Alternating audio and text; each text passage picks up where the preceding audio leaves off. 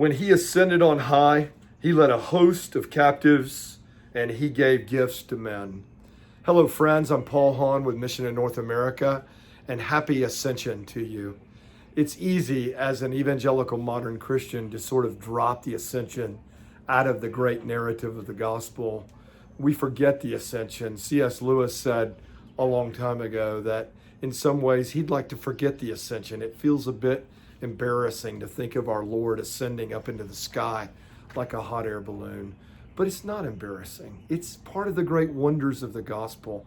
Maybe you feel embarrassed about the Ascension if you've thought about it any, or maybe you're just like most of us and you don't think about it at all. But the Ascension can warm our hearts. Jesus is gone to prepare a place for us, as he promised.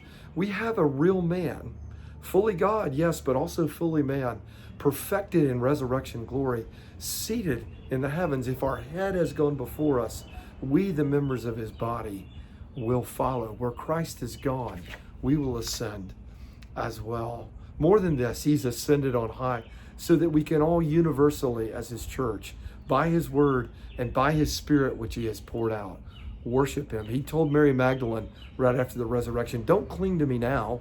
Don't grab hold of me and worship now and just clutch me. I must ascend to my Father and to your Father, to my God and your God. Now he's there where we can all connect with him universally in worship and prayer, by word and by spirit. We worship in spirit and in truth our ascended Lord. But most of all, the ascension means we've got purpose now. In the middle of a time where you may wonder, is my job going to be there? Are my relationships going to be the same? Will I see friends in the same way as I did in the past? Will I travel as I have in the past? Will I be able to support my family as I have in the past? Will I be able to go out and engage in community as I have been in the past? Will life, even in the public worship and ministry of the church, look as it has in its past? You can know that Christ is ascended and he has kept us as captives in his train, not to oppress us further the way an old Roman general or an emperor would, but to truly free us.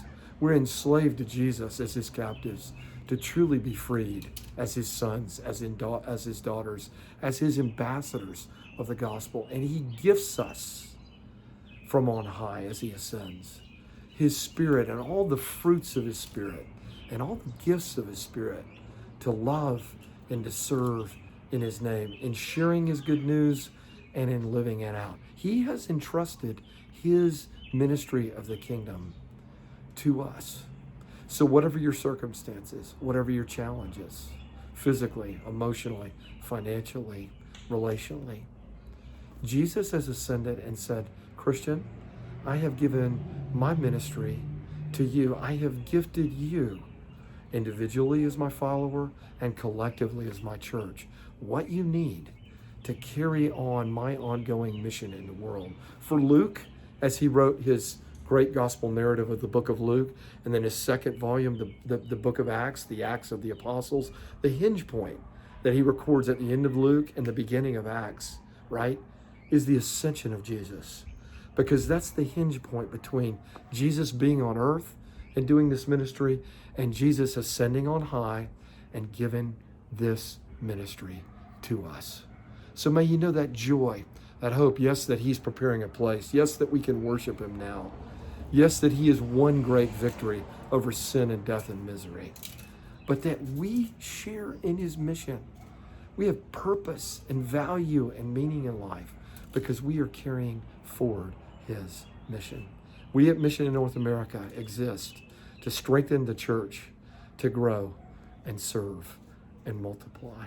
God bless you and blessed ascension of our Lord.